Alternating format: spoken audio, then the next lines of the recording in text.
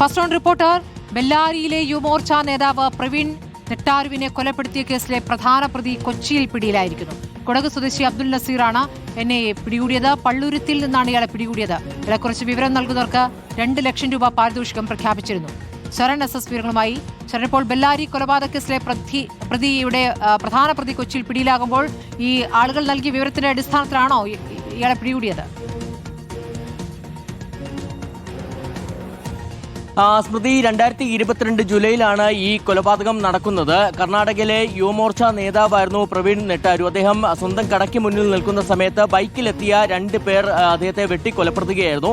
അതിന് പിന്നാലെ പോലീസ് ഈ കേസ് അന്വേഷണം നടത്തുന്നു. അങ്ങനെ അന്വേഷണം നടത്തിയതിന് പിന്നാലെ ഇത് PFI ആണ് ഈ കൊലപാതകത്തിന് പിന്നിലുള്ളതെന്ന് കണ്ടെത്തിയതിന്റെ അടിസ്ഥാനത്തിൽ കൂടിയാണ് NIAക്ക് കേസ് അന്വേഷണം കൈമാറുകയും ചെയ്തത്. അങ്ങനെ NIA ഈ കേസുമായി ബന്ധപ്പെട്ട 19 പേരെ നേരത്തെ അറസ്റ്റ് ചെയ്യുകയും കുറ്റപത്രം സമർപ്പിക്കുകയും ചെയ്തിരുന്നതാണ്.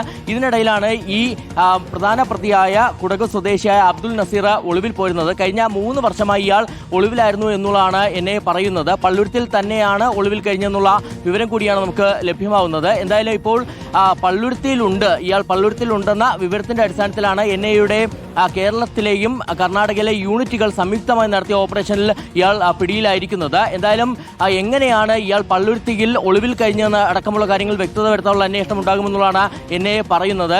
ആരുടെയൊക്കെ സഹായം ഇയാൾക്ക് ലഭിച്ചു എന്നുള്ള കാര്യത്തിലടക്കം വ്യക്തത വരേണ്ടതുണ്ട്. എന്തായാലും ഇപ്പോൾ പ്രവീൺ നെട്ടാരുവിനെ കൊലപ്പെടുത്തിയ കേസിലെ പ്രധാന പ്രതിയാണ് ഇപ്പോൾ കൊച്ചിയിൽ അറസ്റ്റിലായിരിക്കുന്നത്. ശരി, ശരൺ എസ് ആണ് വിവരങ്ങൾ നൽകിയത്.